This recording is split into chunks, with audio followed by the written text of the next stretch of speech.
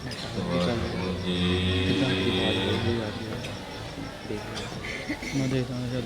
ਵਾਹਿਗੁਰੂ ਜੀ।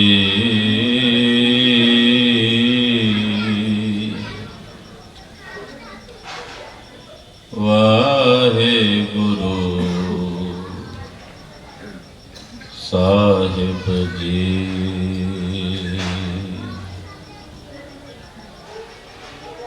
ਔਰ ਧਾਰ ਵਿਚਾਰ ਮੁਰਾਰ ਰਮੋ ਰਮ, ਮਨ ਮੋਹਨ ਨਾਮ ਜਪੀਨੇ।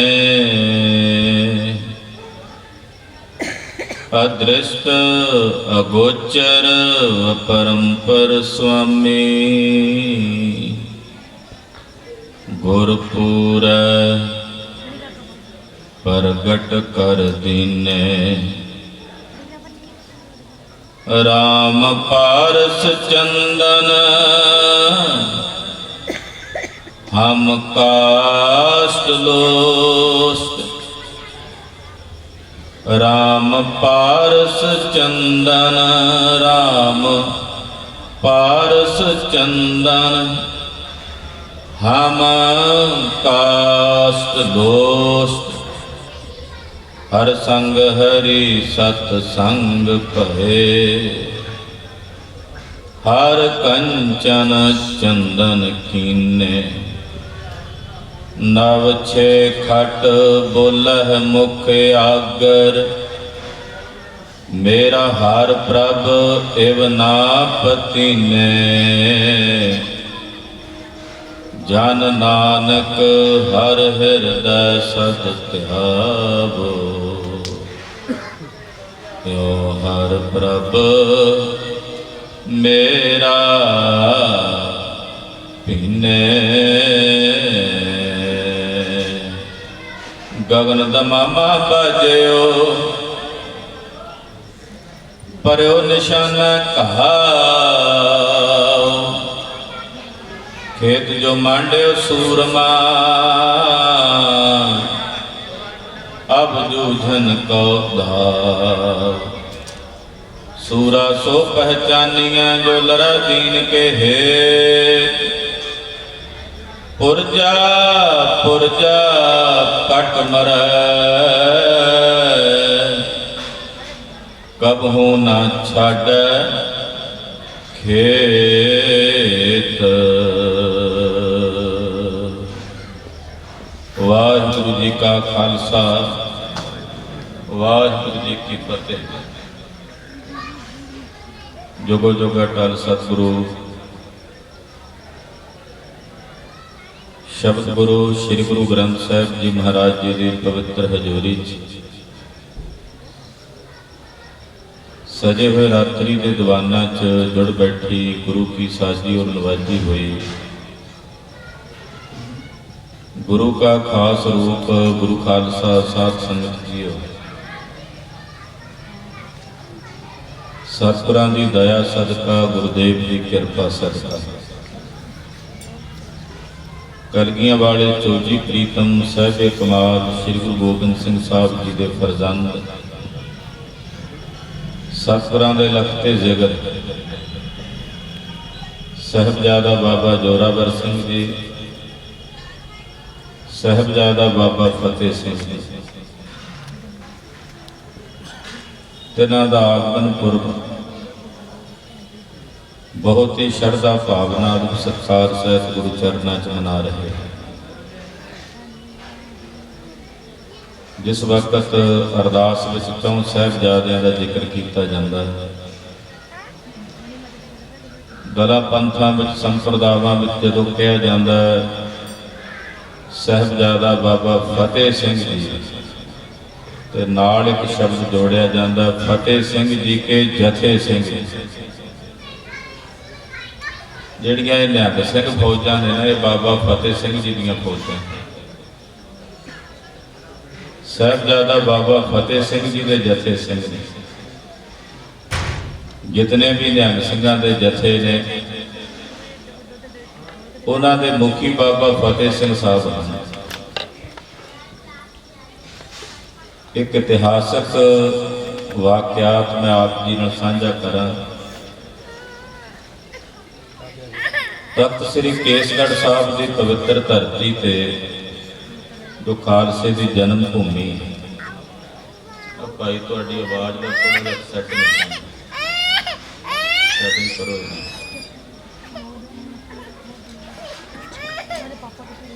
ਤਖਤ ਸ੍ਰੀ ਕੇਸਗੜ੍ਹ ਸਾਹਿਬ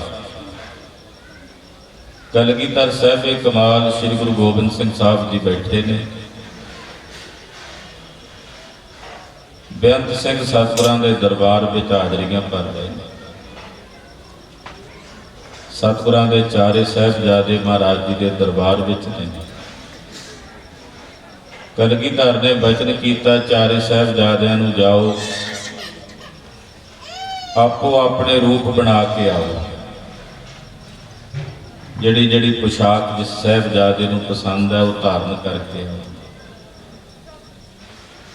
ਤਿੰਨ ਵੱਡੇ ਸਾਹਿਬਜ਼ਾਦੇ ਵੱਡੇ ਸਨ, ਉਹਨਾਂ ਨੇ ਜਾ ਕੇ ਪੁਸ਼ਾਕਾਂ ਧਾਰਨ ਕੀਤੀਆਂ, ਸਜ ਕੇ ਮਹਾਰਾਜ ਜੀ ਦੇ ਦਰਬਾਰ 'ਚ ਆ ਗਏ। ਪਰ ਸਾਹਿਬਜ਼ਾਦਾ ਬਾਬਾ ਫਤਿਹ ਸਿੰਘ ਜੀ ਨਹੀਂ ਆਏ। ਬਾਬਾ ਫਤਿਹ ਸਿੰਘ ਜੀ ਦੀ ਉਮਰ ਛੋਟੀ ਸੀ, ਸਾਰੇ ਸਾਹਿਬਜ਼ਾਦਿਆਂ ਤੋਂ ਛੋਟੇ ਸਨ।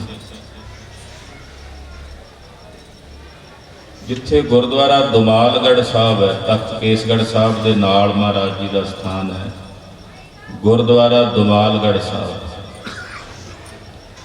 ਬਾਬਾ ਫਤਿਹ ਸਿੰਘ ਜੀ ਉੱਥੇ ਚਲੇ, ਬਾਲ ਅਵਸਥਾ ਵਿੱਚ ਸਨ। ਅਕਾਲ ਪੁਰਖ ਨਿਰੰਕਾਰ ਪਰਮੇਸ਼ਰ ਦੇ ਚਰਨਾਂ 'ਚ ਬੇਨਤੀ ਕੀਤੀ, ਵਾਹਿਗੁਰੂ ਵੀ ਬਾਕੀ ਸਾਹਿਬਜ਼ਾਦੇ ਵੱਡੇ ਸਨ, ਉਹਨਾਂ ਨੇ ਪੁਸ਼ਾਕਾਂ ਧਾਰਨ ਕਰ ਲਈਆਂ ਨੇ, ਮੈਨੂੰ ਨਹੀਂ ਸਮਝ ਮੈਂ ਹੁਣ ਕਿਹੜੀ ਪੁਸ਼ਾਕ ਧਾਰਨ ਕਰਾਂ, ਕਿਹੜੀ ਦਸਤਾਰ ਸੀਸ ਤੇ ਸਜਾਵਾਂ। ਅਕਾਲ ਪੁਰਖ ਜੀ ਤੁਸੀਂ ਕਿਰਪਾ ਕਰੋ, ਮੈਨੂੰ ਬਾਣਾ ਤੁਸੀਂ ਬਖਸ਼ੋ। ਅਕਾਲ ਪੁਰਖ ਜੀ ਤੁਸੀਂ ਮੈਨੂੰ ਬਾਣਾ ਬਖਸ਼ੋ। ਤਾਂ ਉਸ ਵਕਤ ਸੱਚਖੰਡ ਤੋਂ ਨੀਲੇ ਰੰਗ ਦਾ ਬਾਣਾ ਬਾਬਾ ਫਤਿਹ ਸਿੰਘ ਸਾਹਿਬ ਜੀ ਵਾਸਤੇ ਆਇਆ। ਸੀਸ ਉੱਤੇ ਬੜਾ ਸੁੰਦਰ ਦੁਮਾਲਾ ਪਰਲੇ ਵਾਲਾ ਮਹਾਕਾਲ ਸਰੂਪ,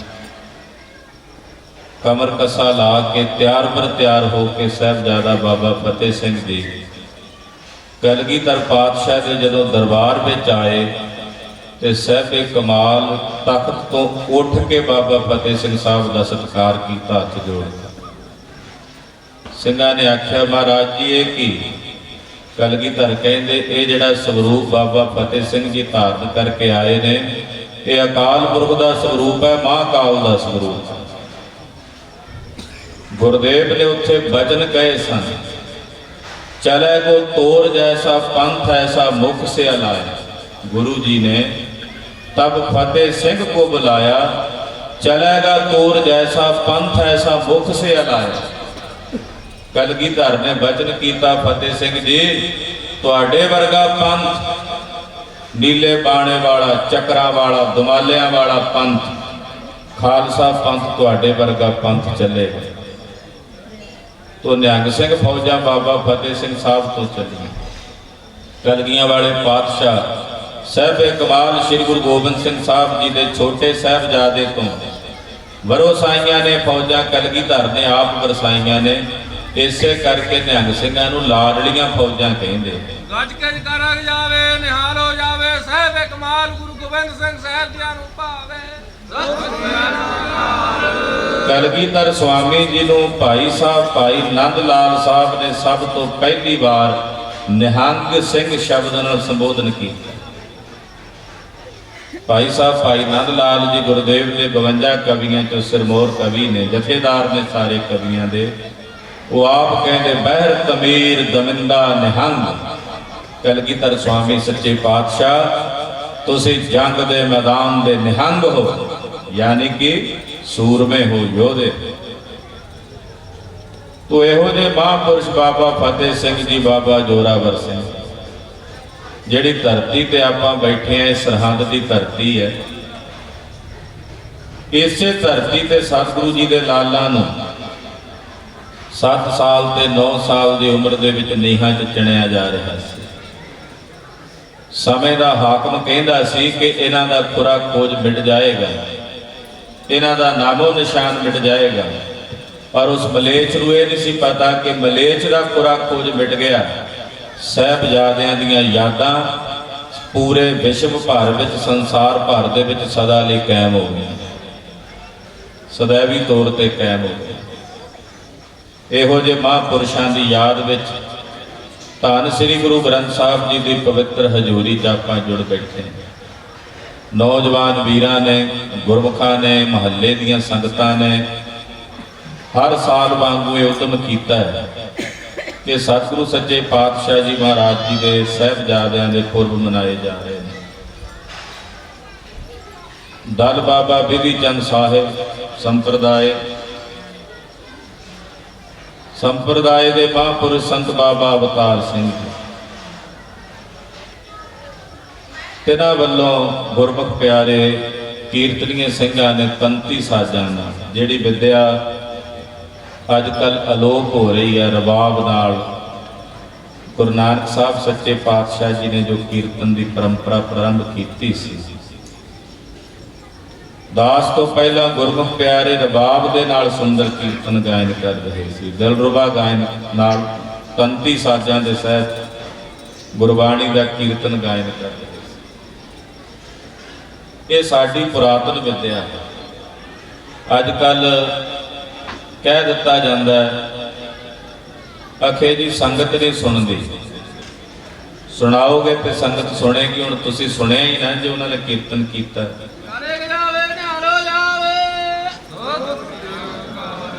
ਕਿਉਂਕਿ ਤੰਤੀ ਸਾਜ਼ਾਂ ਦੇ ਉੱਤੇ ਮਿਹਨਤ ਵੱਧ ਕਰਨੀ ਪੈਂਦੀ ਹੈ, ਉਸਤਾਦਾਂ ਦੇ ਕੋਲ ਘੰਟਿਆਂ ਬੱਧੀ ਬੈਠਣਾ ਪੈਂਦਾ ਤਾਂ ਇਹ ਵਿਦਿਆ ਆਉਂਦੀ ਹੈ।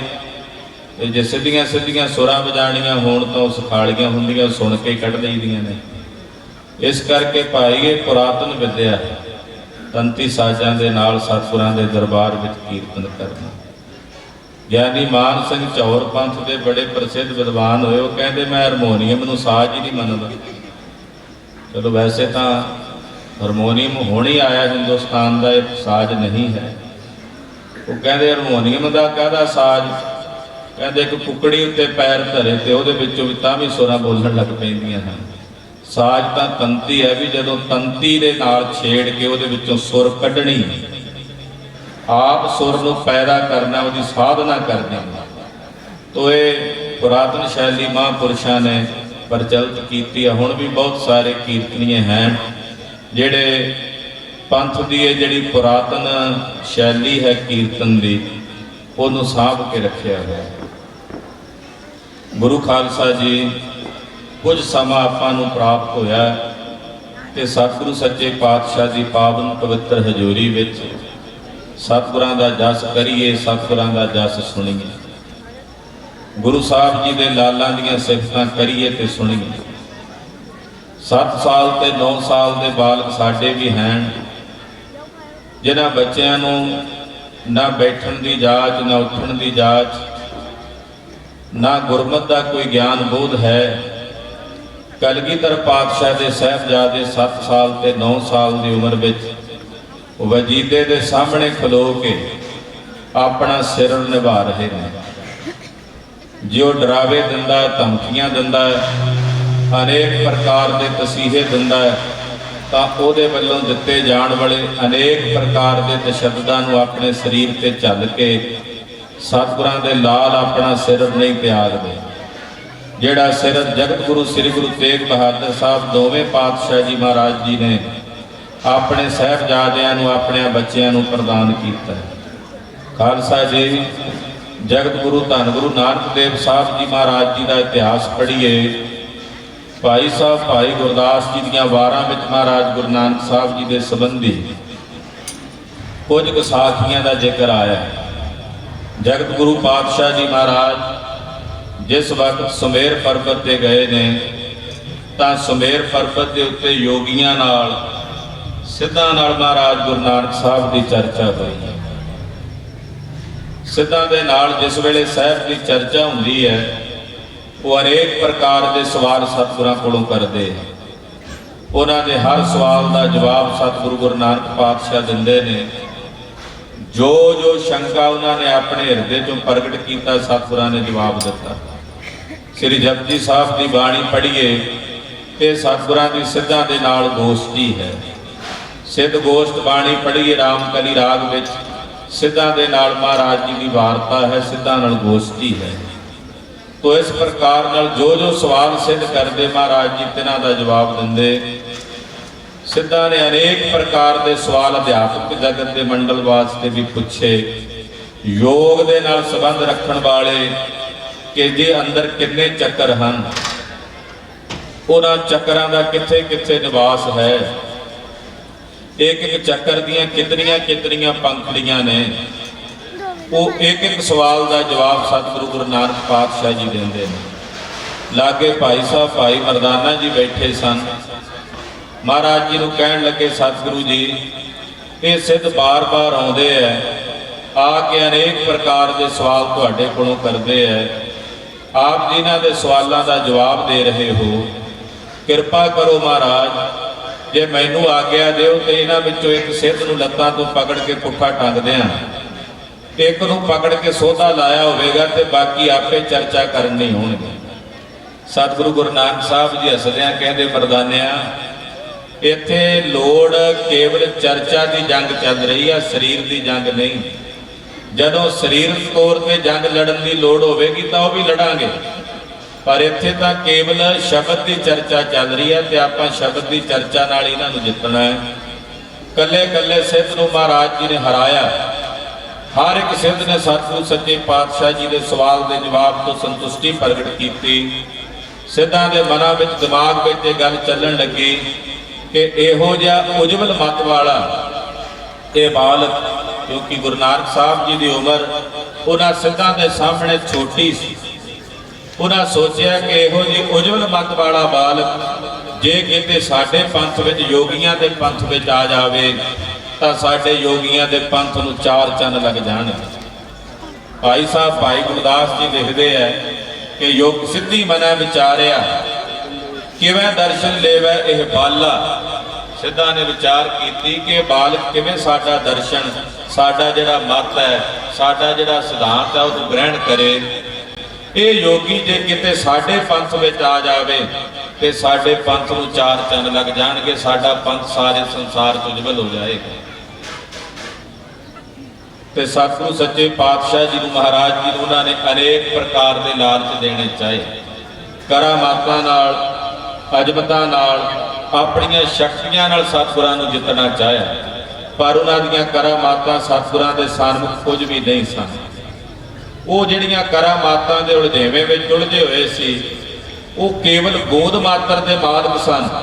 ਸਤਿਗੁਰੂ ਜੀ ਐਸੀਆਂ ਕਰਾਮਾਤਾਂ ਤੇ ਅਜਮਤਾਂ ਦੇ ਅਥਾਹ ਸਮੁੰਦਰ ਨੇ, ਉਹਨਾਂ ਸਾਹਮਣੇ ਇਹਨਾਂ ਦੀਆਂ ਕਰਾਮਾਤਾਂ ਦਾ ਕੋਈ ਜ਼ੋਰ ਨਹੀਂ ਚੱਲਿਆ। ਅਖੀਰ ਇਹਨਾਂ ਨੇ ਸਤਿਗੁਰੂ ਜੀ ਨੂੰ ਲਾਲਚ ਦੇ ਕੇ ਆਪਣੇ ਅਧੀਨ ਕਰਨਾ ਚਾਹਿਆ, ਜੇ ਸਾਡੇ ਪੰਥ 'ਚ ਆ ਜਾਣ। ਇਹਨਾਂ ਨੇ ਸਤਿਗੁਰਾਂ ਨੂੰ ਇੱਕ ਖੱਪਰ ਦਿੱਤਾ, ਆਖਿਆ ਬਾਲਕ ਆਹ ਖੱਪਰ ਲੈ ਜਾਓ, ਸਾਹਮਣੇ ਇੱਕ ਤਲਾਬ ਹੈ, ਉੱਥੋਂ ਜਾ ਕੇ ਪਾਣੀ ਦਾ ਭਰ ਕੇ ਲੈ ਕੇ ਆਓ ਸਾਡੇ ਲਈ। ਸਤਿਗੁਰੂ ਸੱਚੇ ਪਾਤਸ਼ਾਹ ਜੀ ਮਹਾਰਾਜ ਜੀ ਨੇ ਖੱਪਰ ਲਿਆ। ਪਾਣੀ ਭਰਨ ਵਾਸਤੇ ਜਿਸ ਵਕਤ ਉਸ ਤਲਾਬ ਦੇ ਕਿਨਾਰੇ ਪਹੁੰਚੇ ਤੇ ਕੀ ਵੇਖਦੇ ਨੇ ਕਿ ਅੱਗੇ ਜਿਤਨਾ ਵੀ ਉਹ ਤਲਾਬ ਹੈ ਹੀਰਿਆਂ ਦਾ, ਮੋਤੀਆਂ ਦਾ, ਜਵਾਹਰਾਤਾਂ ਦਾ ਭਰਿਆ ਪਿਆ, ਉੱਥੇ ਪਾਣੀ ਨਜ਼ਰ ਨਹੀਂ ਆਉਂਦਾ। ਸਤਿਗੁਰੂ ਜੀ ਨੇ ਵੇਖਿਆ ਵੀ ਸਿੱਧ ਸਾਨੂੰ ਪ੍ਰਭਾਣਾ ਚਾਹੁੰਦੇ ਐ, ਇਹ ਹੀਰੇ ਮੋਤੀਆਂ ਦਾ ਲਾਲਚ ਵਿਖਾ ਕੇ ਸਾਨੂੰ ਲੁਭਾਉਣਾ ਚਾਹੁੰਦੇ ਐ। ਜਾਣੀ ਜਾਣ ਸਤਿਗੁਰੂ ਜੀ ਮੁਸਕਰਾਏ ਤੇ ਖਾਲੀ ਖੱਪਰ ਲੈ ਕੇ ਸਿੱਧਾਂ ਕੋਲ ਵਾਪਸ ਆ ਗਏ ਤੇ ਆਖਿਆ, ਸਿੱਧੋ ਉੱਥੇ ਪਾਣੀ ਨਹੀਂ ਹੈ। ਗਰੀਬ ਨਵਾਜ ਸਾਹਿਬ ਸੱਚੇ ਪਾਤਸ਼ਾਹ ਜੀ ਨੇ ਜਦੋਂ ਇਹ ਕੌਤਕ ਵਿਖਾਇਆ ਤੇ ਸਿੱਧ ਹੈਰਾਨ ਹੋਏ। ਅਨੇਕ ਪ੍ਰਕਾਰ ਦੇ ਲਾਲਚ ਦੇ ਕੇ, ਕਰਾਮਾਤਾਂ ਦੇ ਜ਼ੋਰ ਤਾਣ ਨਾਲ ਸਤਿਗੁਰਾਂ ਨੂੰ ਆਪਣੇ ਧਰਮ ਤੋਂ ਡੁਲਾ ਨਹੀਂ ਸਕੇ। ਉਹਨਾਂ ਦਾ ਯਤਨ ਸੀ ਕਿ ਕਿਸੇ ਤਰੀਕੇ ਗੁਰੂ ਨਾਨਕ ਸਾਹਿਬ ਸਾਡੇ ਪੰਥ ਵਿੱਚ ਆ ਜਾਣ, ਪਰ ਸਤਿਗੁਰੂ ਜੀ ਨੇ ਆਪਣੇ ਸਵੈ ਧਰਮ ਦੇ ਵਿੱਚ ਪਰਪੱਕ ਰਹਿੰਦਿਆਂ ਉਲਟਾ ਉਹਨਾਂ ਸਾਰੇ ਯੋਗੀਆਂ ਨੂੰ, ਸਿੱਧਾਂ ਨੂੰ ਆਪਣੇ ਚਰਨੀ ਪਾ ਲਿਆ। ਭਾਈ ਸਾਹਿਬ ਭਾਈ ਗੁਰਦਾਸ ਜੀ ਲਿਖਦੇ ਹੈ ਕਿ ਉਹ ਸਾਰੇ ਸਿੱਧ ਸਤਿਗੁਰੂ ਸੱਚੇ ਪਾਤਸ਼ਾਹ ਦੇ ਚਰਨਾਂ 'ਚ ਪੈ ਕੇ ਆਪਣੀ ਰਸਨਾ ਤੋਂ ਕਹਿਣ ਲੱਗੇ, ਧੰਨ ਨਾਨਕ ਤੇਰੀ ਵੱਡੀ ਕਮਾਈ महाराज जी तुहाडी कमाई वड्डी है, तुसी वड्डे हो। गुरुदेव के चरनी झुक गए। ये साखी जन्म साखी च भी आपां पढ़दे हैं, भाई गुरदास जी की बाणी में पढ़ते हैं। ये सिद्धांत किड्डा वड्डा नवेकड़ा है कि जेड़ा सिरर पंजवें पातशाह गुरु अर्जन देव साहब तत्ती तवी ते बह के पाल रहे ने, दरअसल ओदी नींह जगत गुरु गुरु नानक साहब सच्चे पातशाह ने रख दी है।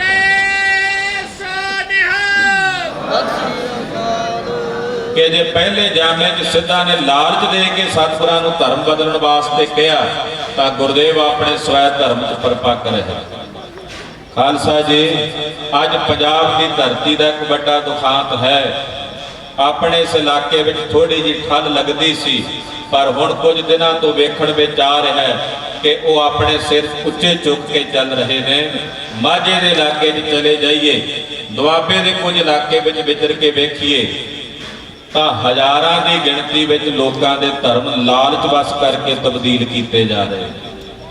उन्होंने लालच दिता जाता, आओ तुहाडे बच्चों को कॉन्वेंट स्कूलों पढ़ाने, आओ जी तुहानू प्लाट लैके देने, वो भी दूर रहा। हुण तां कॉन्वेंटां दा जां वो स्कूलों वाला भी लालच नहीं है। हुण एक होर नवां स्टंट, आओ जी तुहाडे वास्ते असीं दुआ करदे हां, तुहाडा सिर पीड़ ठीक कर देंगे, तुहाडे गोडे पीड़ ठीक कर देंगे।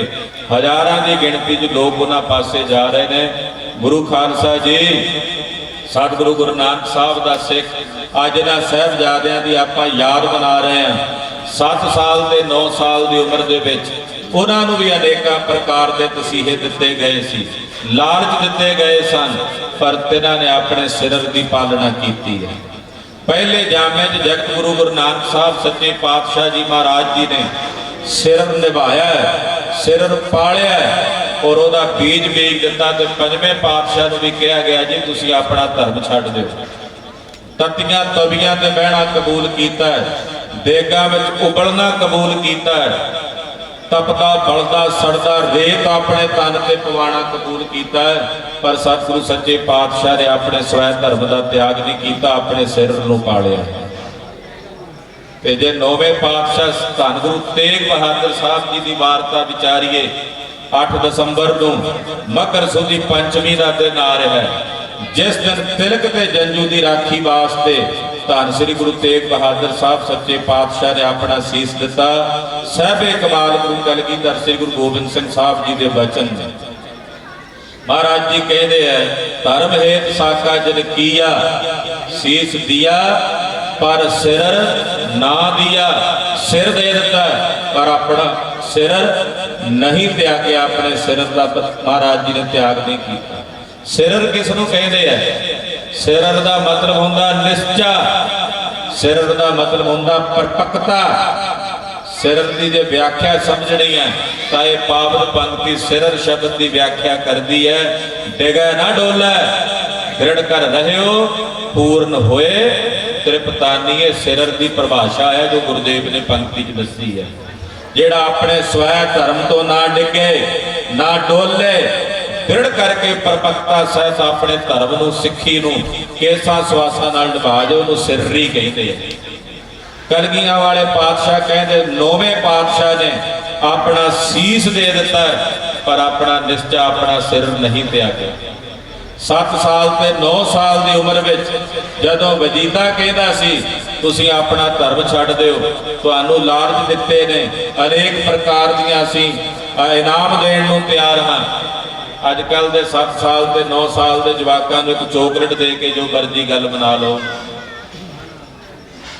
निका जा खिडौना दे के जो मर्जी बना लो।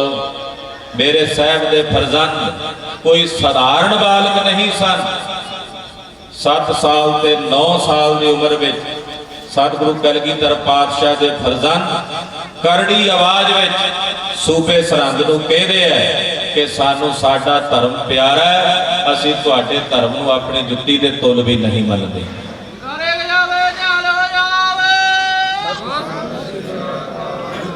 खालसा जी कोई भी धर्मी मनुख है उन्होंने अपना धर्म सुमेर तुल जापना चाहिए ते दूसरे का धर्म राई तुल करके जाना।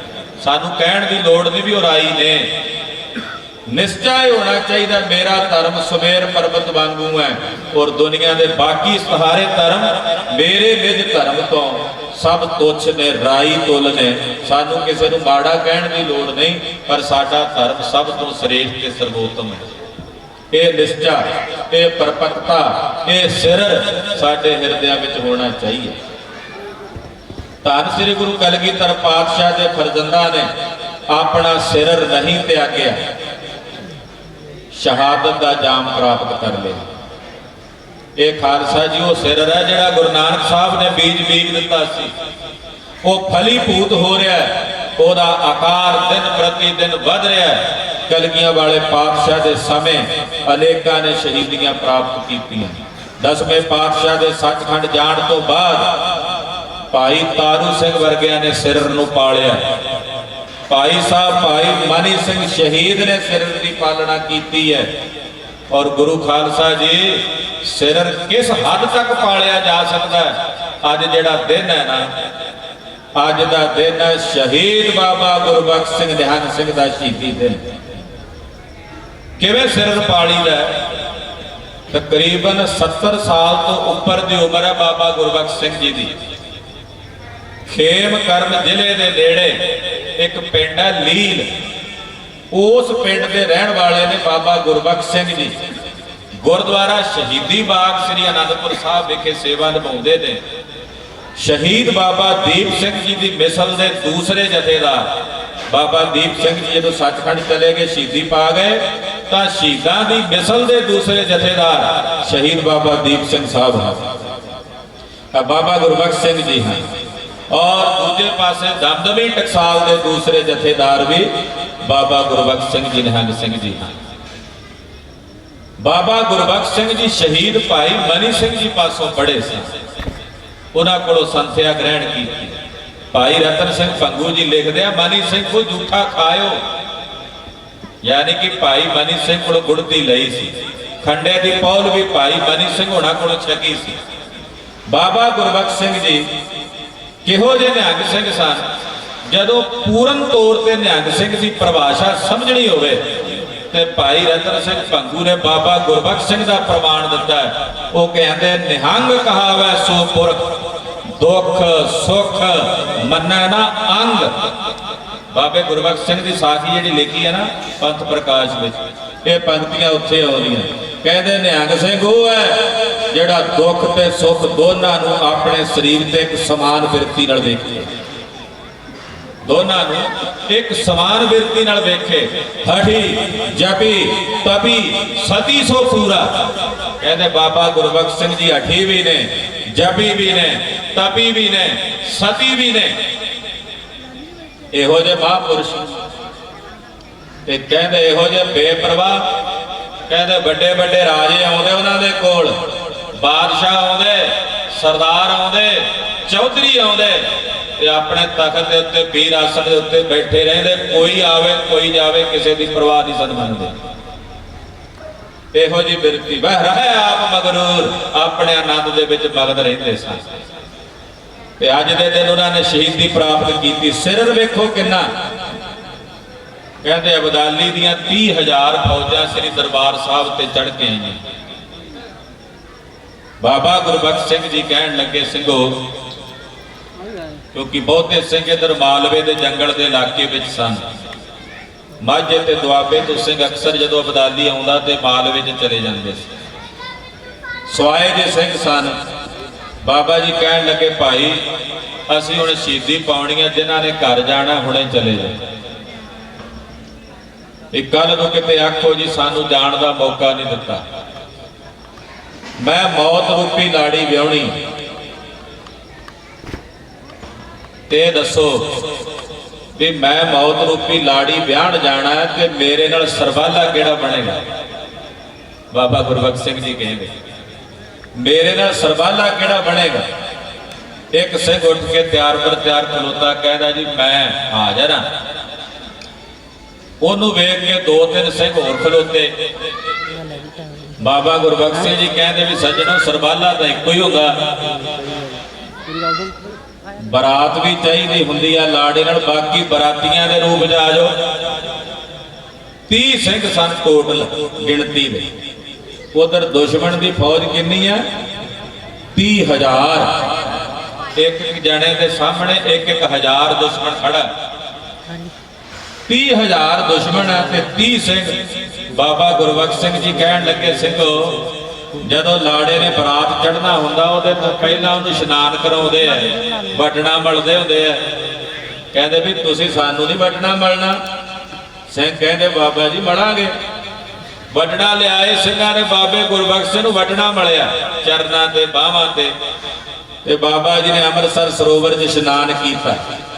ਇਸ਼ਨਾਨ ਕਰਕੇ ਨਵੀਂ ਪੁਸ਼ਾਕ ਪਾਈ, ਨਵਾਂ ਬਾਣਾ ਸਰੀਰ ਤੇ ਧਾਰਨ ਕੀਤਾ।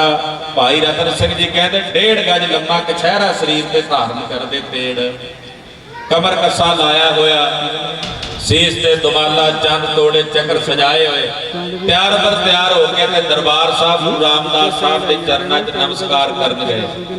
ਕਹਿੰਦੇ ਸਿੰਘੋ ਬਰਾਤੇ ਚੜ੍ਹਨ ਤੋਂ ਪਹਿਲਾਂ ਗੁਰੂ ਘਰ ਨਮਸਕਾਰ ਕਰੀ ਦੀ, ਆਗਿਆ ਲਈ ਦੀ ਹੈ। ਧੰਨ ਗੁਰੂ ਰਾਮਦਾਸ ਸਾਹਿਬ ਦੇ ਚਰਨਾਂ 'ਚ ਨਮਸਕਾਰ ਕੀਤੀ ਤੇ ਦਰਬਾਰ ਵਿੱਚੋਂ ਇੱਕ ਸਿੰਘ ਨੇ ਸਿਹਰਾ ਦਿੱਤਾ ਫੁੱਲਾਂ ਦਾ ਤੇ ਕਹਿਣ ਲੱਗੇ ਬਾਬਾ ਜੀ ਲਾੜੇ ਦੇ ਸਿਰ ਤੇ ਸਿਹਰਾ ਵੀ ਸਜਾਈਦਾ। ਦਰਬਾਰ 'ਚੋਂ ਫੁੱਲਾਂ ਦਾ ਸਿਹਰਾ ਲਿਆ ਤੇ ਦਿਵਾਲੇ ਤੇ ਸਜਾਇਆ ਤੇ ਸੀਸ ਤੇ ਸਜਾ ਕੇ ਕਹਿੰਦੇ ਸਿੰਘੋ ਜਦੋਂ ਲਾੜਾ ਚੜ੍ਹਦਾ ਹੁੰਦਾ ਬਰਾਤੇ ਤੇ ਉਦੋਂ ਘੋੜੀਆਂ ਪੜੀਆਂ ਜਾਂਦੀਆਂ ਤੇ ਤੁਸੀਂ ਸਾਨੂੰ ਘੋੜੀਆਂ ਨਹੀਂ ਸੁਣਾਉਣੀਆਂ। ਕਹਿੰਦੇ ਮਹਾਰਾਜ ਜੀ ਹੁਣੇ ਸੁਣਾਉਣੇ ਆ। ਤਾਬਿਆਂ ਬਹਿ ਕੇ ਇੱਕ ਸਿੰਘ ਨੇ ਧੰਨ ਗੁਰੂ ਰਾਮਦਾਸ ਸੋਢੀ ਸੁਲਤਾਨ ਪਾਤਸ਼ਾਹ ਦੀਆਂ ਉਚਾਰਨ ਕੀਤੀਆਂ ਰਾਗ ਵਡਹੰਸ ਦੀਆਂ ਘੋੜੀਆਂ ਉਹ ਪੜ੍ਹ ਕੇ ਬਾਬਾ ਗੁਰਬਖਸ਼ ਸਿੰਘ ਨੂੰ ਸੁਣਾਈਆਂ। ਦੇਹ ਤੇ ਜਨੜੀ ਹਰ ਨਵ ਰੰਗਿਆ ਰਾਮ, ਦੇਹ ਤੇ ਜਨੜੀ ਦੇਹ ਘੋੜੀ ਜੀ। ਰੀਝ ਨਾਲ ਹੇਕ ਲਾ ਕੇ, ਜਿਵੇਂ ਮਾਈਆਂ ਨਹੀਂ ਘੋੜੀਆਂ ਗਾਉਂਦੀਆਂ, ਏਦਾਂ ਹੇਕ ਲਾ ਕੇ ਗੁਰੂ ਰਾਮਦਾਸ ਸਾਹਿਬ ਦੇ ਪਾਵਨ ਅੰਮ੍ਰਿਤ ਬਚਨ ਸੁਣਾਏ। ਤੇ ਇੱਕ ਵਾਰੀ ਸੁਣ ਕੇ ਕਹਿੰਦੇ ਸਿੰਘੋ ਚਿੱਤ ਕਰਦਾ ਫੇਰ ਸੁਣੀਏ। ਸਿੰਘ ਨੇ ਦੁਬਾਰਾ ਫੇਰ ਉਹ ਸ਼ਬਦ ਘੋੜੀਆਂ ਦੇ ਪੜ੍ਹ ਕੇ ਸੁਣਾਏ। ਤਿਆਰ ਬਰ ਤਿਆਰ ਹੋ ਕੇ ਆ ਗਿਆ, ਅਕਾਲ ਤਖਤ ਸਾਹਿਬ ਤੇ ਨਮਸਕਾਰ ਕੀਤੀ ਤੇ ਡਟ ਗਏ। ਉਧਰ ਦੁਸ਼ਮਣਾਂ ਦੀਆਂ ਫੌਜਾਂ ਆਈਆਂ, 30 ਸਿੰਘਾਂ ਨੇ ਕਮਰ ਕੱਸੇ ਕੀਤੇ, ਵੈਰੀਆਂ ਦੇ ਨਾਲ ਜੰਗ ਵਿੱਚ ਜੁਟ ਗਏ। ਇਹੋ ਜੀ ਵੀਰਤਾ ਨਾਲ ਬਾਬਾ ਗੁਰਬਖਸ਼ ਸਿੰਘ ਜੀ ਜੰਗ ਲੜੇ। ਉਹਨਾਂ ਦੁਸ਼ਮਣਾਂ ਵੇਖਿਆ ਵੀ ਇਹ ਤੀਰਾਂ ਨਾਲ ਕਾਬੂ ਨਹੀਂ ਆਉਂਦੇ, ਇਹ ਤਲਵਾਰਾਂ ਨਾਲ ਜੇ ਮਾਰਨ ਜਾਂਦੇ ਆ ਸਾਨੂੰ ਮਾਰਦੇ ਆ। ਜ਼ਖਮ ਬਥੇਰੇ ਲੱਗ ਗਏ। ਉਹਨਾਂ ਨੇ ਬਾਬਾ ਗੁਰਬਖਸ਼ ਸਿੰਘ ਦੀਆਂ ਲੱਤਾਂ ਦੇ ਉੱਤੇ ਗੋਲੀਆਂ, ਪਹਿਲਾਂ ਇੱਕ ਲੱਤ ਤੇ ਗੋਲੀ ਚਲਾਈ, ਇੱਕ ਲੱਤ ਫੱਟੜ ਹੋ ਗਈ। ਬਾਬੇ ਗੁਰਬਖਸ਼ ਸਿੰਘ ਨੇ ਲੱਤ ਇਕੱਠੀ ਕਰ ਲਈ, ਇੱਕ ਲੱਤ ਦੇ ਨਾਲ ਹੀ ਅੱਗੇ ਹੋ ਕੇ, ਜਿਵੇਂ ਕੋਈ ਉਹ ਖੇਡਦੇ ਹੁੰਦੇ ਸੀ ਨਾ ਬੱਚੇ ਛੋਟੇ ਹੁੰਦੇ ਆ, ਇੱਕ ਲੱਤ ਬੰਨ੍ਹ ਕੇ ਉਹ ਕਹਿੰਦੇ ਲੰਗੜ ਲੰਗੜਾਈ ਜਿਹੜਾ ਉਹ ਖੇਡਣਾ। ਕਹਿੰਦੇ ਏਦਾਂ ਅੱਗੇ ਹੋ ਕੇ ਵਧਦੇ ਤੇ ਲੜੀ ਜਾਂਦੇ। ਉਹਨਾਂ ਦੂਜੀ ਲੱਤ ਤੇ ਗੋਲੀ ਚਲਾਈ, ਬਾਬਾ ਜੀ ਗੋਡਿਆਂ ਭਰਨੇ ਹੋ ਗਏ। ਗੋਡਿਆਂ ਭਰਨੇ ਹੋ ਕੇ ਵੀ ਕਿਸਰ ਕਿਸਰ ਕੇ ਵੈਰੀਆਂ ਵੱਲ ਵੱਧ ਕੇ ਉਹਨਾਂ ਨੂੰ ਮਾਰਦੇ ਆ। ਜਿਹੜਾ ਨੇੜੇ ਆਉਂਦਾ, ਬਾਂਹ ਦੇ ਉੱਤੇ ਗੋਲੀ ਵੱਜੀ, ਸੱਜੀ ਬਾਂਹ ਦੇ ਉੱਤੇ ਗੋਲੀ ਵੱਜੀ। ਅਖੀਰ ਪੁਰਜਾ ਪੁਰਜਾ ਕੱਟ ਮਰਾ ਕਬੂਰਾ ਛਾਟਾ ਖੇਤ ਦੇ ਬਾਕਾਂ ਤੇ ਪਹਿਰਾ ਦਿੰਦੇ ਆ। ਬਾਬਾ ਗੁਰਬਖਸ਼ ਸਿੰਘ ਜੀ ਨੇ ਅੱਜ ਦੇ ਦਿਨ ਆਪਣਾ ਸਿਰ ਪਾਲਦਿਆਂ ਹੋਇਆਂ ਸ਼ਹਾਦਤ ਦਾ ਜਾਮ ਪ੍ਰਾਪਤ ਕਰ ਲਿਆ। ਨਾਲ 30 ਸਿੰਘ ਵੀ ਸ਼ਹੀਦ ਹੋਏ। ਅੱਜ ਉਹਨਾਂ ਦਾ ਸ਼ਹੀਦੀ ਦਿਹਾੜਾ ਹੈ। ਬਾਬਾ ਗੁਰਬਖਸ਼ ਸਿੰਘ ਜੀ ਦੀ ਸ਼ਹਾਦਤ ਨੂੰ ਕੋਟੀ ਕੋਟੀ ਪ੍ਰਣਾਮ ਹੈ। ਜਿਨ੍ਹਾਂ ਦਾ ਸ਼ਹੀਦੀ ਅਸਥਾਨ ਸ੍ਰੀ ਅਕਾਲ ਤਖਤ ਸਾਹਿਬ ਦੇ ਪਿਛਲੇ ਪਾਸੇ ਤੁਸੀਂ ਦਰਸ਼ਨ ਕਰਦੇ ਹੋ ਬਣਿਆ, ਉੱਥੇ ਲਿਖਿਆ ਹੋਇਆ ਹੈ ਸ਼ਹੀਦ ਬਾਬਾ ਗੁਰਬਖਸ਼ ਸਿੰਘ ਜੀ ਨਿਹੰਗ ਸਿੰਘ। ਸਿਰਰ ਪਾਲਿਆ, ਉਹ ਸਿਰਰ ਭਾਈ ਸਬਾਜ ਸਿੰਘ ਨੇ, ਸੁਬੇਗ ਸਿੰਘ ਨੇ ਪਾਲਿਆ। ਉਹ ਸਿਰਰ ਭਾਈ ਹਕੀਕਤ ਰਾਏ ਨੇ ਪਾਲਿਆ। ਅਨੇਕਾਂ ਸਿੰਘਾਂ ਨੇ ਉਸ ਸਿਰਰ ਨੂੰ ਪਾਲਿਆ। ਸਿਰਰ ਦੇ ਪਹਿਰੇ ਤੇ ਸਿਰਰ ਦਾ ਪਾਲਣ ਕਰਦਿਆਂ ਹੋਇਆਂ ਆਪਣੇ ਸਿਰ ਨੂੰ ਤੋੜ ਨਿਭਾਇਆ। ਤੇ ਜਦੋਂ ਆ ਹੁਣ ਕਿਸਾਨੀ ਮੋਰਚਾ ਲੱਗਾ, ਮੇਰੇ ਮਨ 'ਚ ਇੱਕ ਦਿਨ ਗੁਰੂ ਨਾਨਕ ਸਾਹਿਬ ਦੇ ਪੁਰਬ ਵਾਲੇ ਦਿਨ ਹੀ ਇਹ ਸੰਕਲਪ ਆਇਆ ਕਿ ਨੌਵੇਂ ਪਾਤਸ਼ਾਹ ਨੇ ਜਿਹੜਾ ਸਿਰ ਆਪਣਾ ਨਿਭਾਇਆ, ਸੀਸ ਦੇ ਦਿੱਤਾ, ਪਰ ਸਿਰ ਨਹੀਂ ਨਾ ਤਿਆਗਿਆ। ਉਹ ਸਿਰ ਗੁਰੂ ਨਾਨਕ ਸਾਹਿਬ ਦੇ ਵਾਰਸਾਂ ਨੇ ਆਪਣੇ ਹਿਰਦੇ 'ਚ 1 ਸਾਲ ਤੋਂ ਪਾਲ ਕੇ ਰੱਖਿਆ।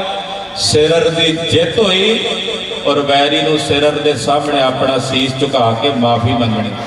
ਜਾਵੇ ਨਿਹਾਲ ਹੋ ਜਾਵੇ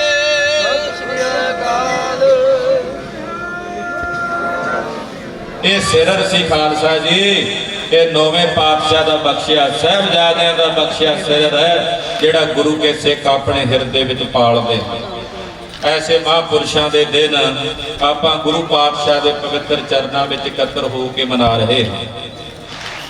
ਸਾਹਿਬਜ਼ਾਦਿਆਂ ਦੇ ਚਰਨਾਂ ਵਿੱਚ ਸਾਡੀਆਂ ਹਾਜ਼ਰੀਆਂ ਲੱਗ ਜਾਣ।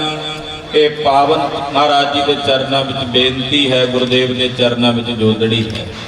ਕੋਟਾਨ ਕੋਟ ਸ਼ੁਕਰ ਹੈ ਸਤਿਗੁਰੂ ਸ੍ਰੀ ਗੁਰੂ ਗ੍ਰੰਥ ਸਾਹਿਬ ਸੱਚੇ ਪਾਤਸ਼ਾਹ ਦਾ, ਜਿਨ੍ਹਾਂ ਦੀ ਦਇਆ ਮਾਇਆ ਸਦਕਾ ਆਪ ਸਾਰੀਆਂ ਸੰਗਤਾਂ ਦੇ ਦਰਸ਼ਨ ਪਰਸੇ ਨੇ। ਸਾਰੀਆਂ ਸਰਹੰਦ ਨਗਰ ਦੀਆਂ ਸੰਗਤਾਂ ਦਾ, ਮਹੱਲੇ ਨਿਵਾਸੀ ਸੰਗਤਾਂ ਦਾ ਉਚੇਚੇ ਤੌਰ ਤੇ ਗੁਰਦੁਆਰਾ ਜੋਤੀ ਸਰੂਪ ਸਾਹਿਬ ਦੇ ਹੈਡ ਗ੍ਰੰਥੀ ਸਾਹਿਬ ਸਿੰਘ ਸਾਹਿਬ ਗਿਆਨੀ ਅਤਰ ਸਿੰਘ ਜੀ ਹੋਣਾ ਦਾ ਧੰਨਵਾਦ।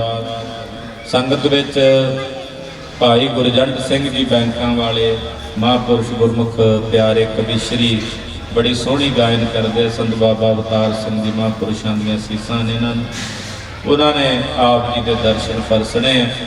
ਦਾਸਾਂ ਦੀ ਇਹ ਸੂਖਮ ਜੀ ਹਾਜ਼ਰੀ ਹੈ, ਆਪ ਜੀ ਨੇ ਵੱਡੀ ਕਰਕੇ ਸਮਝ ਲੈਣੀ ਔਰ ਅਸੀਸ ਬਖਸ਼ਣੀ ਕਿ ਰਹਿੰਦੇ ਸਵਾਸਾਂ ਤੱਕ ਸਤਿਗੁਰੂ ਜੀ ਆਪਣੇ ਪੰਥ ਦੀ, ਖਾਲਸੇ ਦੀ ਸੇਵਾ ਕਰਨ ਦਾ ਬਲ ਬੁੱਧੀ ਪ੍ਰੇਰਨਾ ਸਤਿਗੁਰੂ ਜੀ ਬਖਸ਼ਦੇ ਰਹਿਣ। ਨੌਜਵਾਨ ਵੀਰਾਂ ਦਾ ਜਿਨ੍ਹਾਂ ਨੇ ਉਦਮ ਕਰਕੇ ਸਮਾਗਮ ਨੂੰ ਲਿਖੇ ਨੇ, ਸਾਰੀਆਂ ਫੌਜਾਂ ਦਾ, ਸਾਰੀਆਂ ਸੰਗਤਾਂ ਦਾ ਬਹੁਤ ਬਹੁਤ ਧੰਨਵਾਦ। ਲਾਗ ਤੇ ਦੀਵਾਨ ਰਹਿਣ, ਗਾਵ ਤੇ ਸੁਜਾਨ ਰਹਿਣ, ਚੂਲ ਤੇ ਨਿਸ਼ਾਨ ਰਹਿਣ, ਪੰਥ ਮਹਾਰਾਜ ਕੇ। ਵਾਹਿਗੁਰੂ ਜੀ ਕਾ ਖਾਲਸਾ, ਵਾਹਿਗੁਰੂ ਜੀ ਕੀ ਫਤਿਹ।